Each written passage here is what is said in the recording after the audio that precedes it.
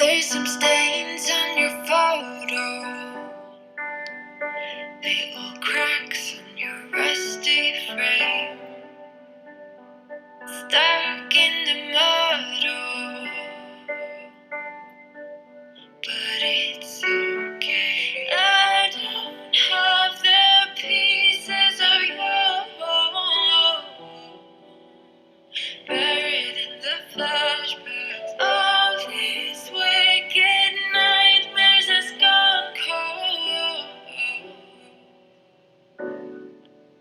No, we go way, way back, as far as way back goes.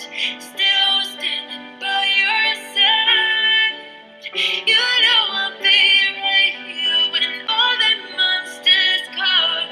Oh, I've got you.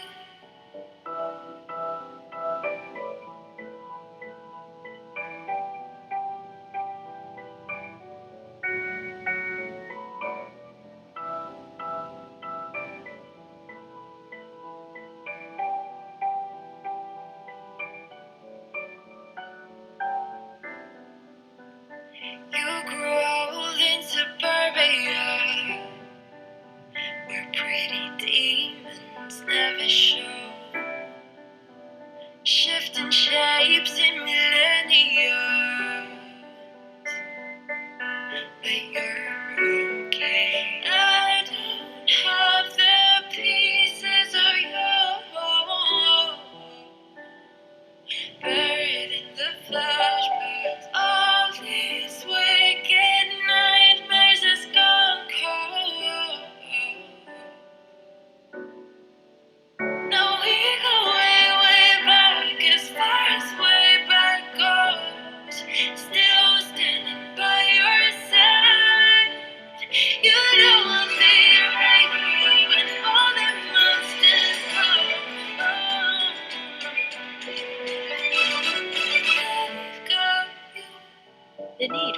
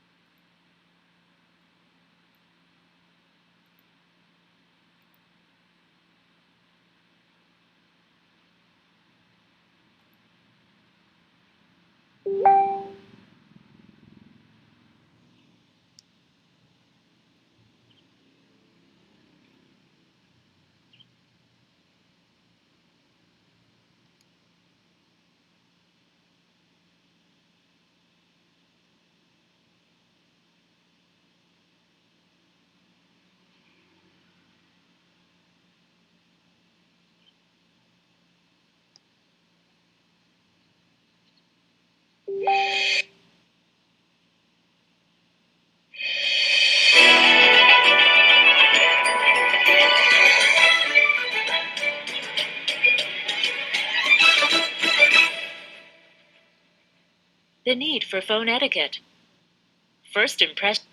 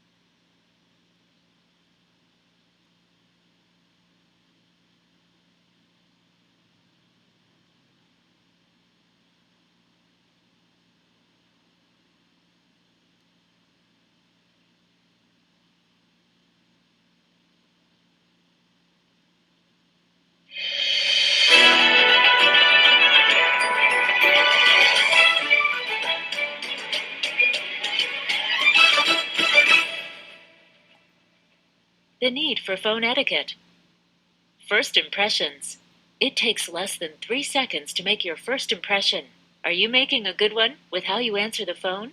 In the next few minutes, we're going to share some ways to transform your caller experience and deliver the best possible first impression. Transforming your caller's experience. Answer promptly before the third ring. When your phone rings, someone has made the effort to reach out to your company. Answer the call promptly with an attitude that shows you care that they called. Your attitude will be reflected in the tone of voice you use. Before picking up the receiver, discontinue any other conversations or activity that could be heard by the calling party. Callers are put off by hearing the tail end of your conversation or loud noises as you pick up the phone. The ringing phone is a sign that you're about to interact with a potential client. Use a succinct greeting. Make sure your caller knows the company they've reached and your name. And remember, if you make a good impression now, you'll have time to tell them all the other things you offer later. Don't try to cram them all into the first greeting. If the caller accidentally reached you instead of someone else at your company, be courteous and helpful. Sometimes they've been transferred all over the company with a simple question. If possible, attempt to find out where they should call or to whom they need to speak. They will greatly appreciate it. If you can solve their issue or answer their question, even if it's not your normal job, you've just won a customer for life. Learning to listen. It starts with listening. Listening carefully promotes outstanding customer service, so seek to understand. Allow the caller to finish his or her sentences and don't interrupt. Show concern for their question or problem. Don't be defensive. Rather, say things like, "I understand," or "I'm sorry to hear that." Once you feel you do understand, reflect the key points back to the caller and ask additional questions if you need clarification. Repeat critical information so you both will be clear. Placing callers on hold. Ask the caller's permission to place them on hold. Many times we've all been told to hold with no thought as to the reason for our call. Make sure it's okay to place the caller on hold. They may just want to call back later. Be aware of what they hear while they're waiting on hold. This is an important area that a lot of companies overlook. Continue the connection with your caller by providing a custom on-hold message during their wait time. Does the music and messaging they hear draw them into your company? Is the volume too loud or too soft? Are the messages relevant to your callers? On-hold messages can be a terrific way of continuing the conversation with your caller, even if you can't be on the phone. Transferring callers. When transferring a call, be sure to explain to the caller that you're doing so and where you are transferring them. Take the time to do an assisted transfer and pass along as much information as possible to the next person. It's very frustrating to have to repeat your request each time you're transferred. Your caller will be much relieved to find out they don't have to repeat their information or request each time they're transferred to someone new. Managing multiple lines. Don't forget who was first.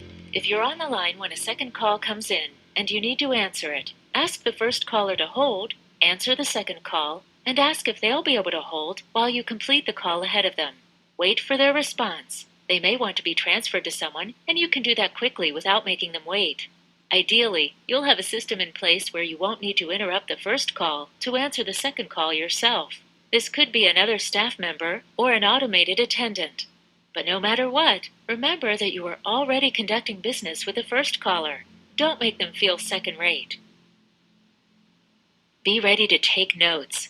Always keep a pen and paper near your phone so you can easily take notes if need be. Handling difficult callers. At some point, many of us will be faced with handling an angry or upset caller. What an opportunity to turn this into a positive experience for them. Use the caller's name and give them your name. There are ways to say things that will escalate the caller's anger, and there are ways to answer them to show that you understand their frustration. Here are a few examples. Never say, "I don't know," "That's not my job," "That's not in the contract," or "You're wrong." Instead, say, That's a good question. Let me find out for you. I'm not sure. Let me find someone who knows. Let me check into how we can help you with that. Or, here is what I understand. When customers feel understood, they generally will calm down, especially if you stay calm. Try to remain polite and diplomatic, and always show willingness to resolve the problem or conflict. Try to think like the caller, and remember, their problem is important. Screening calls. We sometimes joke about screening calls, but there are certainly times when it's appropriate. If you're responsible for answering calls for someone else, consider these points. Ask the caller, may I tell him or her who is calling? If appropriate, ask what the call is in regard to. Ask the caller to hold, then connect to the called party. If the called party is available to take the call, pick the caller back up and let them know you'll be transferring them to the called party. If the party is unavailable, ask the caller if they would like to be transferred to voicemail or if you may take a message by hand. Don't assume they want voicemail. Always ask first. Your interactions with callers are incredibly important. It's their only vision of your company, and how you handle their call and their request will either make it a great experience for them or may turn them to your competition. Whether answering the phone or making phone calls, being proper and polite will send a professional message and make a great first impression. You'll also find that others treat you with more respect and are willing to go out of their way to assist you if you use proper etiquette. We hope these points you've reviewed have been helpful in presenting a positive image over the phone. If you'd like to know more about in-person caller experience training, click on the form below or call ProSound at 877-677-6768.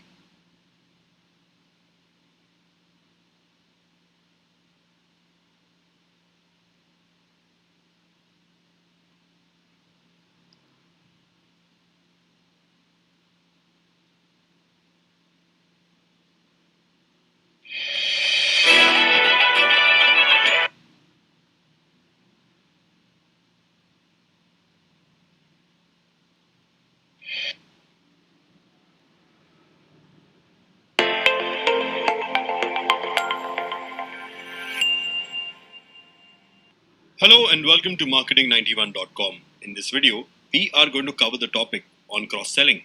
Before we proceed any further, do note that we publish 3 marketing videos daily on YouTube, so please don't forget to subscribe to our channel. Now let's start with defining cross-selling. Cross-selling is a strategy of selling a different product or service to a current customer. This helps in increasing the sales value. Cross-selling is used to sell off similar products to consumers who already have some products or is purchasing one.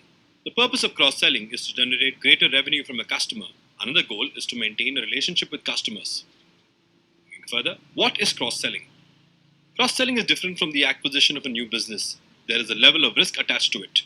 This is because already existing relationships with customers can be disrupted. This is why it is important to add value while selling services and products to consumers. They need to get value from the organization. Big firms use both upselling and cross-selling methods to raise revenue. Cross-selling versus upselling. Cross-selling is done by giving the consumer the option of buying a similar service or product, whereas in upselling, an upgraded version of the service or product is offered. Moving further, barriers to cross-selling. First, it can be annoying. Cross-selling can annoy customers if the pitch fails. In this case, it doesn't end up increasing sales. This happens when things aren't planned out properly. Pitches fail when the information is wrong. The firm shouldn't try and sell products that don't make sense for the consumer. This could push them away. Example, trying to sell winter clothing to a consumer who has already purchased a bathing suit. Next, it can backfire at times. Consumers can at times put pressure on the sales team. They might cancel a purchase of or return many services or products. They might also stop putting money into other areas in order to spend on cross-sold products. There are too many options for purchasing. A firm shouldn't end up giving too many options to a lot of consumers. They will end up losing sales. They need to have a well thought out strategy in place for cross-selling.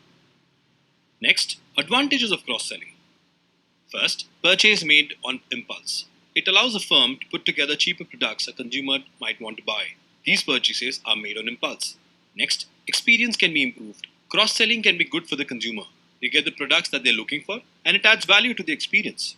Next, increases trust. It increases trust between the business and the consumers. This is done by catering to the needs of the customers by offering them the right products.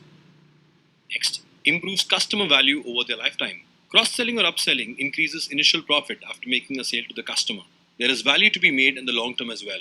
The consumer's overall value over their lifetime also increases. Next, balances growth between current and prospective customers. There should be a good balance between already existing and newly added customers. This helps a firm increase its profits. Getting new customers on board is always a good idea, but it is equally important to maintain good relations with current customers. Next, cross-selling builds customer loyalty. Cross-selling allows a firm to address the problems of consumers. This increases brand loyalty in the long run. Now let's look at cross-selling strategies. First, reach customers with drip emails. It's not a good idea to sell a product or service immediately after a new customer comes aboard. Rather, a business should give it a few days or weeks before making another offer. Drip campaign can be used to reach out to customers automatically. This is better than using email. Next, wait it out till you can score a win. One method is to help a customer with their project for a while. The goal is to get results that are measurable. This can be done, clients would be happy to invest more. Third, provide additional services. A tactic that can be used in cross-selling additional services to a client. Example, take the case of a business that sells software. The business may wish to give their customers additional services and vice versa. Next, offer items on a complementary basis or bundle sales. Pooling sales together is a popular method of completing a cross-sell campaign. Amazon employs this tactic in their frequently bought together segment. Moving further, use data to come up with suggestions. Information about a customer's purchases and interactions can be gathered from the website. This can be used to make future sales. Next, offer promotions. If there's an ongoing promotion for services, then that is a good time to cross-sell a product to a client. This makes it look like the firm wants to draw attention to a sale. This reduces the risk involved. And next, demonstrate to customers. An employee can show additional products are used while purchase is being made. Moving further, make use of inbound marketing campaigns. Inbound marketing campaigns can be used to market supplementary services and products. Example, suppose a firm sells luxury cars to a target audience. It can also sell car accessories through its blogs. It can use product description to increase cross sales. And finally, be a sales consultant rather than a salesman. A firm can gain expertise in customer needs. In this way, a firm can do more just than sell a product to a prospect. The consultant can talk about how other goods and services can meet customer needs. The firm should have a grasp of customers' business. It should understand how it will help their interest. Now let's look at some cross-selling examples. First, Amazon. Amazon has stated that up to 35% of its revenue comes from cross-selling, as witnessed in the pictures here. Next, Apple. Apple has created an ecosystem, and there are people who use an Apple iPhone along with AirPods, an Apple smartwatch, and finally a MacBook or an iPad. And the best example for cross-selling is McDonald's. Most people do not walk into a McDonald's to just get fries. They are there for something heartier, like a burger, or to try a new menu item that they've seen advertised around town. But with a simple question, would you like fries with that? The company has been able to sell 9 million pounds of fries every day globally. So that's it, folks. This brings an end to the topic on cross-selling. These are some of the sources and links referred to for the content in the video. If you have liked the video, do subscribe to our channel where you'll witness 3 new videos daily. Additionally, if you want to view these videos in an organized manner, you can visit freecourses.net, where all our videos are arranged in the form of courses. Thank you and see you in the next video.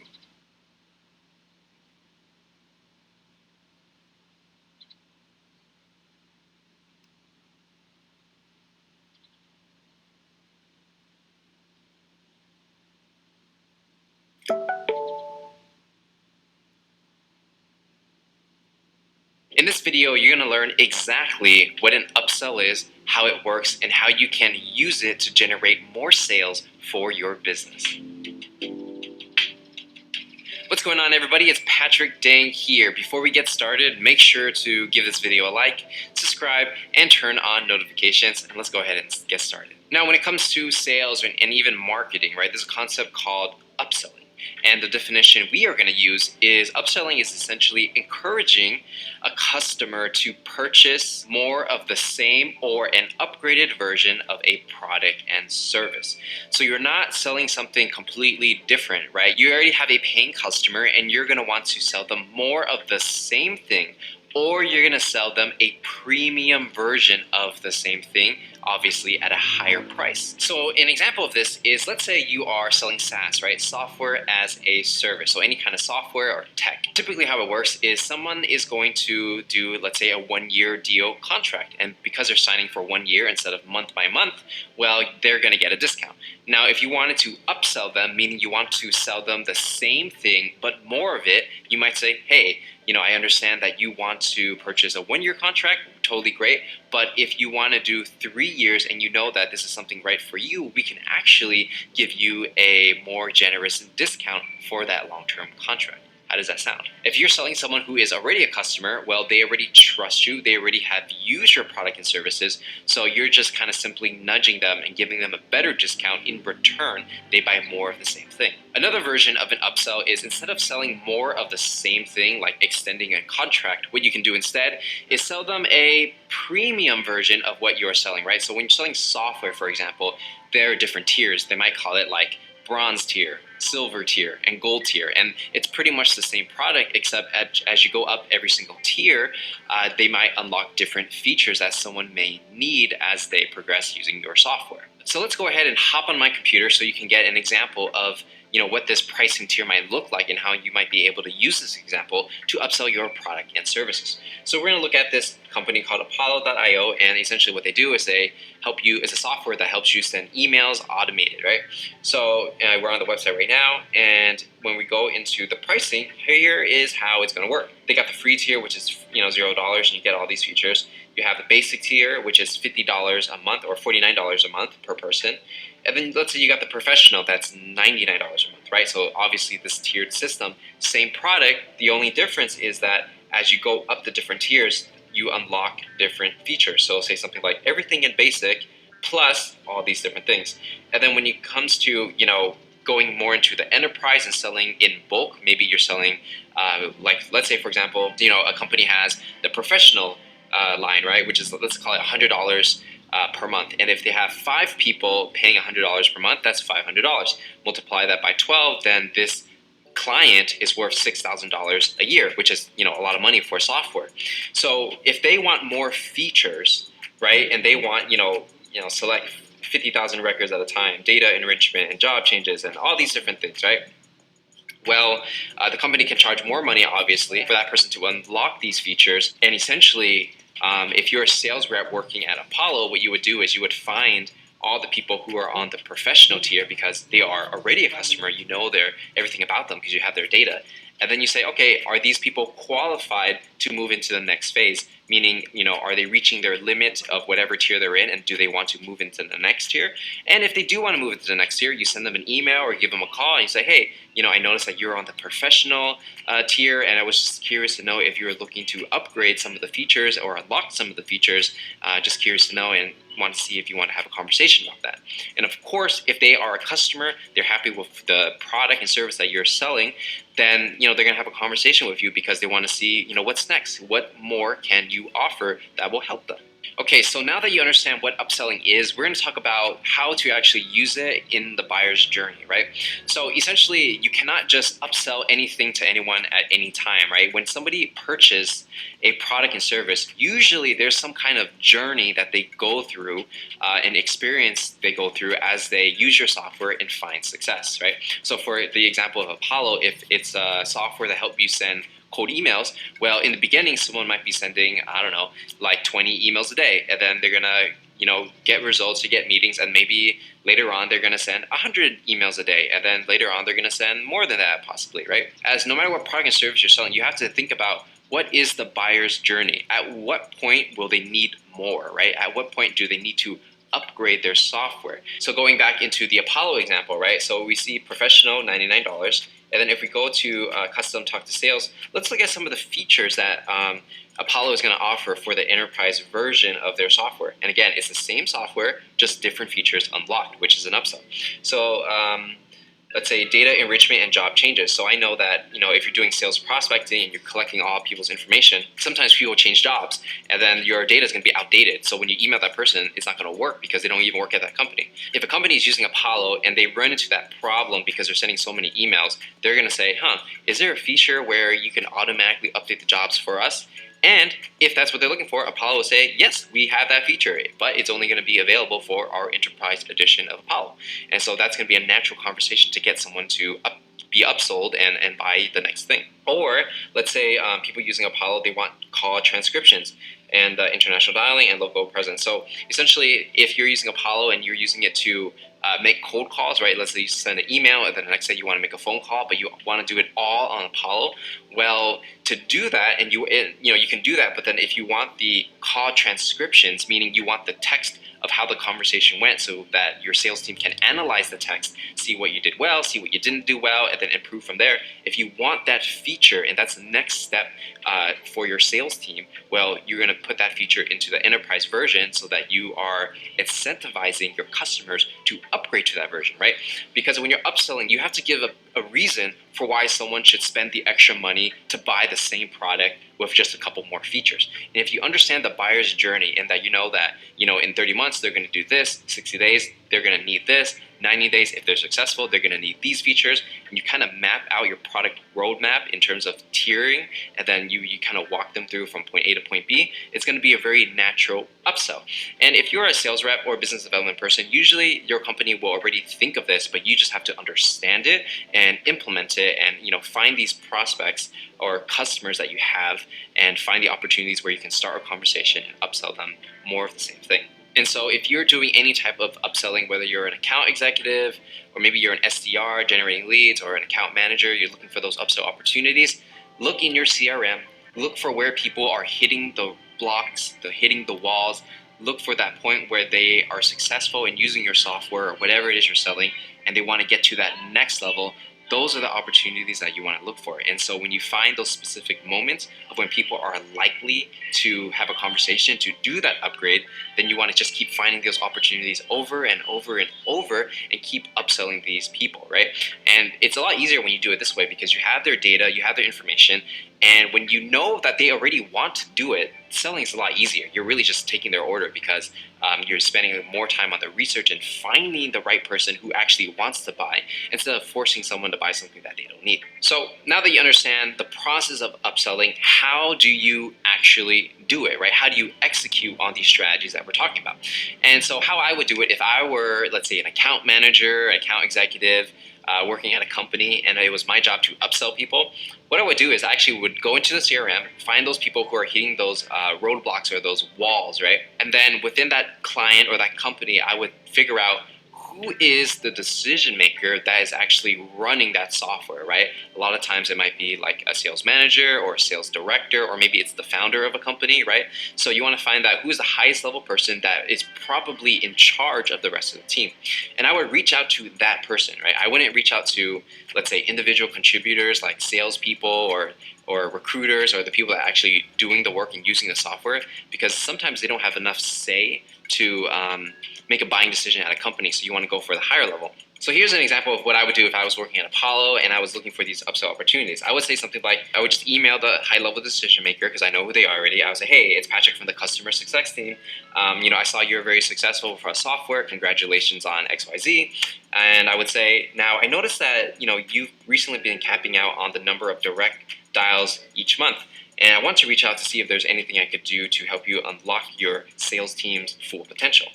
Some of our clients face similar challenges, and we were able to help take their cold calling strategy to the next level. So if it makes sense to talk, let me know where your calendar looks like, or go ahead and schedule a time to talk my calendar here, Patrick.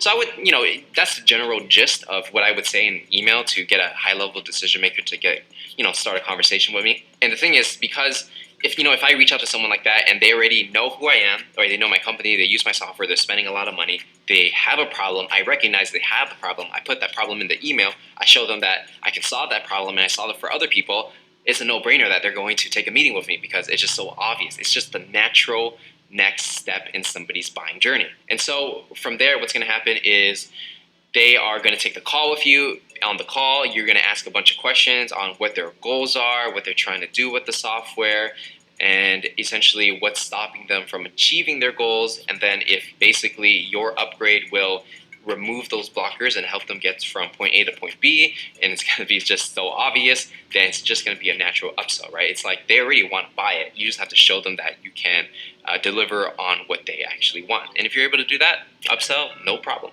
And so that's pretty much how you are going to upsell pretty much anything to anyone. If you enjoyed this video, make sure to give it a like, subscribe, turn on notifications, and let me know in the comments what's your number one takeaway from this video. And if you want to learn more about sales and learn how to sell anything to anyone, start your sales career, or even accelerate it, I got a free training link in the description, so make sure to check that out. And so with that said, my name is Patrick Dang, and I'm going to see you guys in the next one.